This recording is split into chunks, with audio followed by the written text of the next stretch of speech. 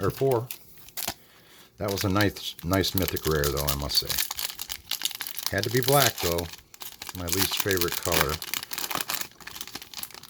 I have to say it's blue and white I love, and green is my favorites. We got another Monarch token here on the bottom, but we got Brazen Freebooter, Human Pirate. When Brazen Freebooter enters the battlefield, create a treasure token. It's for red. We got Aqueous Form, enchant creature for a blue. Enchanted creature can't be blocked. Whenever enchanted creature attacks, you can scry one. There's a good card. Crow of Dark Tidings is a zombie bird for 3 and a black, or for 2, colorless and a black. Create or creature zombie bird flying. When Crow of Dark Tidings enters the battlefield or dies, mill 2 cards. So you mill 2 cards.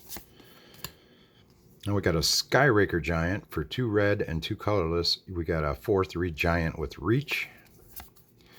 I'm just trying to get through a little faster here. We've got for a Kite Sail Corsair for a blue and a colorless, we got a Human Pirate, which has flying as long as it's attacking.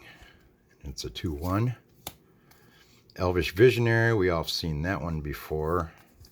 You can draw a card with the Visionary. A Sky Diamond enters the battlefield tapped. You get a blue mana. Fleshbag Marauder, for a black and 2, you get a Zombie Warrior. When Fleshbag Marauder enters the battlefield, each player sacrifices a creature. So it's a great card for black. Raise the Alarm, create 2 1/1 white soldier creature tokens. Findhorn Elves, just to add green, and we know that one. We all seen Murder before. Commander Sphere we've seen before. Trusty Pack Beast is 1 white and 2 colorless. You get a beast. When Trusty Pack Beast enters the battlefield, return target artifact card from your graveyard to your hand.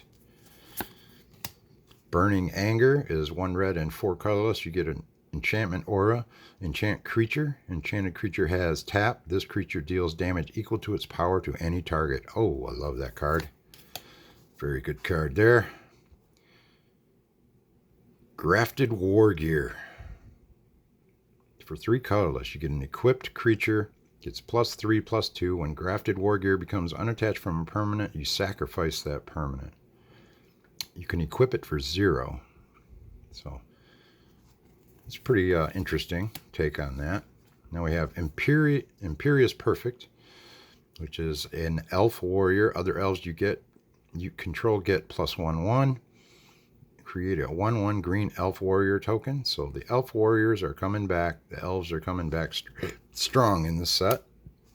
And here is our rare. It is an Aurora Phoenix for 2 red and 4 colorless. We get a creature Phoenix with flying and Cascade. And it's a 5/3.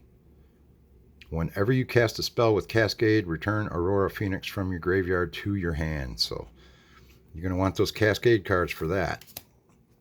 Hamza, Guardian of Aeration. Too bad he didn't have partner. For a white, a green, and 4 colorless, you get a legendary Elephant Warrior. This spell costs 1 colorless less to cast for each creature you control with a +1/1 counter on it. The creature spells you cast cost 1 less to cast for each creature you control with a 1/1 counter on it. So that's your 5/5 Elephant. That's pretty sweet. Let's go on up there, white and green. Now we have Techik, the Salvage Splicer. He's a human artificer for 1 green and 4 colorless. When each Techik Salvage Splicer enters the battlefield, create a 3/3 colorless golem artifact creature. That's pretty sweet. Whenever an artifact is put into the graveyard from battlefield, put a 1/1 counter on each Techik and a +1/1 counter on each golem you control, and it has partner. Makes for a good partner commander. And our last foil is Seraph of Dawn. For 2 white and 2 colors, you get a Flying Angel with lifelink. That is a 2/4. That's a pretty nice card there. We got 2 more packs left to make our deck out of. So let's go ahead and open these last 2. We got a Dispeller's Capsule. It's an artifact. For 1 white, you get an artifact that you can tap for 1 white and 2 colorless to sacrifice Dispeller's Capsule to destroy a target artifact or enchantment. A little bit of some enchantment control there. Corpse Churn, we've seen that before. Mill 3 cards, and you may return a creature card from your graveyard to your hand. Renegade Tactics, target creature can't block this turn and draw a card. Scholar of Stars is a human artificer. When Scholar of Stars enters the battlefield, if you control an artifact, you draw a card. So there's going to be a lot of blue artifact decks, I think, centered around that. The Life Crafter's Gift. Put a 1/1 counter on target creature, then put a 1/1 counter on each creature you control with a 1/1 counter on it. That's for green. Seraph of Dawn. We just seen that one, so now we got 2. And you are allowed to play more than 1 spell in your deck in this sealed commander. But Ancient Animus. For a 1 green and a colorless, you got an instant. Put a 1/1 counter on target creature you control. If it's a legendary, then it fights a target creature an opponent controls. So that's pretty sweet. A good rabid bite. And you got a Supernatural Stamina, which is a black instant for 1 black. Until end of turn, target creature gets +2/+0 and gains when this creature dies, return it to the battlefield tapped under its own owner's control. Pretty nice sneaker card in there. And we got a Fire Diamond. You can tap for red for 2. So Fire Diamond. I like the diamonds. We got a Squad Captain. We've seen her before and played with her a lot. Prophetic Prism. When Prophetic Prism enters the battlefield, you draw a card, and for 1 colorless, you can add a mana of any color. Got Staunch Throne Guard for 5 colorless. You got an artifact creature construct with vigilance. Nice blocker. So when Staunch Throne Guard enters the battlefield, you become the monarch. So that'll be good for your monarch cards there. Got a lot of artifacts. Orzhov Advocist for 1 white and 2 colors. You got a human advisor creature. At the beginning of your upkeep, each player may put 2 1/1 counters on a creature they control. If a player does, creatures that player controls can't attack you or a planeswalker you control until your next turn. So it's a way to pump their creatures up. They just can't attack you with it. And another uncommon, we got Vow of Wildness, which is 1 green and 2 colorless. You got an enchantment aura. Enchanted creature gets +3/3, has trample, and can't attack you or a planeswalker you control. So they're kind of looking down on that gaining control of creatures and having them haste. We got a Noxious Dragon, a black dragon for 2 black and 4 colorless. You got a Flying Dragon 4/4. When it dies, you may destroy target creature with converted mana cost 3 or less. So it's pretty sweet. And we got a Staff of Domination artifact for 3 colorless. You got an artifact for 1 colorless. You can untap Staff of Domination. For 2, you can gain life. 3, you can untap a creature. 4, you can tap a creature, and 5, you can draw a card. So that's your Staff of Domination, which allows you to do lots of things. Here's a Miara Thorn of the Glade, Elf Scout for a black and a colorless. You get a legendary creature, Elf Scout. Whenever Miara Thorn of Glade or another elf you control dies, you may pay 1 colorless and 1 life. If you do, draw a card. Nice black card there. The elves are making a comeback, I'm telling you. Here's our second rare of this pack. We've got an Elegeth Crossroads Augur for 2 blue and 4 colors. You get a legendary creature, Sphinx, with flying, a 5/6. If you would scry a number of cards, draw that many cards instead, and it has partners. So there's another possible commander card there. We have Crimson Fleet Commodore. This is a common for red and 3 colors. You get an Ogre Pirate with trample. It's a 5/2. When Crimson Fleet Commodore enters the battlefield, you become the monarch. So there's another monarch card. There's the Prismatic Piper, legendary shapeshifter. So it's 5 colorless, and you can choose the color. So you can partner this up with any of your commanders right there. So Prismatic Piper is your commander. Choose a color before the game begins. The Prismatic Piper is the chosen color. and it has partners. So that'll allow you to run a second color with your commander if you don't have a multicolored commander, or if you want an extra color added in, which I may do. So that's pretty sweet. Legendary Shapeshifter. I'm going to put him in the artifact pile there. And we have a rock. Token artifact equipment, which is a rock. Equipment creature. Equipped creature has colorless, sacrifice rocks. Creature deals 2 damage to any target. Our last pack, we've got some really cool cards to work with. It's going to be a pretty strong deck. I'm going to make a second video and show you the deck I constructed, and we'll play test it a little bit before we play tonight. I will show you what I did, how much land I put in, and why. But here we have our last pack. Welding Sparks, which is 1 red and 2 colorless. You got an instant where it deals X damage to target creature, where X is 3 plus the number of artifacts you control. So I really want you to use those artifacts. Another Kite Sail Skirmisher, which we went over earlier with Encore. We have Armory of Erois. It's another one. Whenever a equipped creature attacks, you get a 1/1 counter. We've got another one of those already. A Ripscale Predator. We haven't seen this one. This is for 2 red and 4. You get a 6/5 dinosaur with Menace. So that's a pretty hefty price, though. Then we have a blue Strategic Planning Sorcery for 1 blue and a colorless. You can look at the top 3 cards of your library, put one of them into your hand, and the rest in the graveyard. We have a Wild Heart Invoker for 2 green and 2 colorless. You get a creature Elf Shaman, and for 8 colorless mana, you get a target creature gets +5/5 and gains trample until end of turn.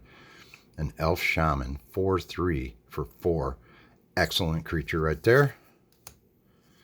Now we got a Elvish Doomsayer. Boy, the elves are making a comeback. I love elves. When Elvish Doomsayer dies, each opponent discards a card. It's for 1 black and a colorless. Elf Shaman 1/1. Azure Fleet Admiral is a human pirate creature. When Azure Fleet Admiral enters the battlefield, you become the monarch. Azure Fleet Admiral can't be blocked by creatures the monarch controls. My next video, I'm going to go over the rules of the monarch, so stay tuned. This is a 2-part, the first of 2 parts of the special pre-release night for Commander Legends, brought to you by Our House Games, of course. And the 9th Bridge Patrol for 1 white and a colorless. You get a Dwarf Soldier. Whenever another creature you control leaves the battlefield, put a 1/1 counter on 9th Bridge Patrol. It's a 1/1.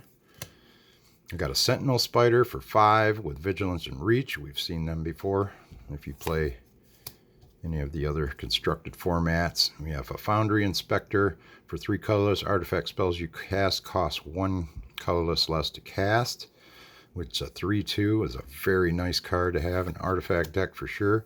We got the Opal Palace. You can tap for a colorless, or you can pay 1 colorless and add 1 mana of any color into your commander's color identity. If you spend this mana to cast your commander, it enters the battlefield with a number of additional 1/1 counters on it equal to the number of time it's been cast from the commander zone this game. Wow, that's cool. That's a pretty cool. It's Opal Palace. I'm going to go in our land section here. And we got a Pirate's Cutlass for 3 colorless. You got artifact equipment. When it enters the battlefield, attach it to a target pirate you control. So it's for your pirate decks. Gets a +2/+1, equipped for 2. Coastline Marauders with 1 red, 2 colors. You get a creature human pirate with trample. Whenever Coastline Marauders attacks, it gets +1/+0 until end of turn for each land defending player controls, and it has Encore, and it comes in as an 0/3. So that could get pretty big. Guildless Commons is a land. It enters the battlefield tapped. When Guildless Commons enters the battlefield, return a land you control to its owner's hand, but you can add 2 colorless to it. Boy, they're really pushing me to make an artifact deck. Here's Sandstone Oracle. It has 7 colorless. You get a 4/4. Okay, we've seen this before. Sandstone Oracle. When it enters the battlefield, choose an opponent. If that player has more cards in hand than you, you draw a card equal to the difference. Undergrowth Stadium. There's my rare. Undergrowth Stadium enters the battlefield tapped unless you have 2 or more opponents. You can add black or green. That's a nice land card there. Rare. Another rare. Here we go. Legendary creature Angel Lisa, Shroud of Dusk. Oh, it's wanting me to go multicolor in this. I don't know. It's going to be tough. It's got 2 white. So for 2 white, a black, and 2 colorless, you, rather than pay 2 colorless for each previous time you've cast a spell from the game, from the command zone in this game, you can pay 2 life that many times. And it has Flying Life Leak. Whenever a player casts a spell, they lose 2 life. Whenever a player casts a spell, they lose 2 life. So it's a 5/5 Angel, and it makes for a good commander for black and white. I'm going to put that up in our multicolor. And, oh, we got the Turtle Shaman. Archelos Lagoon Mystic. It makes for a great commander here. Blue, green, and black, and a colorless. You get a legendary creature, Turtle Shaman. As long as Archelos Lagoon Mystic is tapped, other permanents enter the battlefield tapped. As long as Archelos is untapped, other permanents enter the battlefield untapped. So it's a 2/4. I think that's a good commander too. There's Gale Strike. Return target tap creature to its owner's hand, and you can draw a card. And we get a soldier token. Well, that's all we got for you right now. And remember, I got your pre-release. You got Singer with partner. So I'm gonna. This is gonna do it for this first half of the Commander Legends pre-release constructed sealed deck, Commander constructed deck. And part 2 is I'm going to put this deck together, and we'll take a look at what I've got to play tonight in the sanctioned tournament. So that's all I got for now. This is Tim from 313. Again, thanks to our sponsors, Our House Games. Make sure you head down there for all your gaming needs. And we'll see you again here shortly with part 2.